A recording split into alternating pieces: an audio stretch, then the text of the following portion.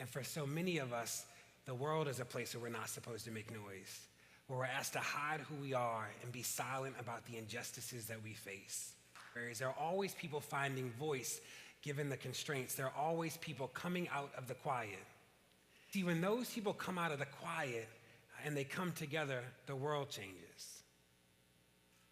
Is what you see here. You see all of us tweeting, all of us who thought that we were alone, all of us who thought that nobody would hear our cries about the injustices that we faced. You saw it happen. We saw it. We lived it when the protest started. I often think about storytelling. And, as Black people, we face these issues of erasure, and erasure often manifests in two ways. One is that either the story is never told or is told by everybody but us. From Baltimore to Yale, Campus Reform reports that Black Lives Matter activist Deray McKesson is getting a new gig teaching leadership courses at that famous university in New Haven.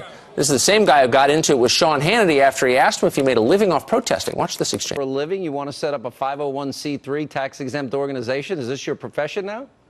I'm somebody who's focused on justice. Is this a question that you are asking me because I'm a person of color? Would you ask white people this too? It has nothing to do with race. It has to do with, is this your profession? I ask you, you're tweeting out that you're a professional protester. Is that? If you've actually looked at my tweets, you've heard me say that I'm actually unemployed. You want this to be that narrative?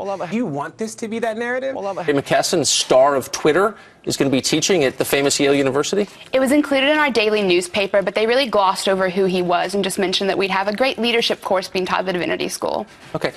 I guess what bothers me about this is not that he doesn't share my politics. Most people don't. He's liberal. Yale is liberal, of course.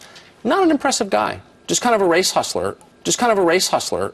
Just kind of a race hustler. We have Nobel laureates teaching at Yale, and he just really doesn't meet the criteria for a Yale professor. Yeah. I pay over $60,000 a year. The Divinity School is over $25,000 a year, and now we're seeing our money go to bringing professional protesters to campus instead of real professors. Honestly, I've been in love with Yale my entire life, and I'm disillusioned with them for bringing such a person to campus to teach. We're supposed to be leading and creating the future leaders of America, and yet we're letting them be indoctrinated by men like this.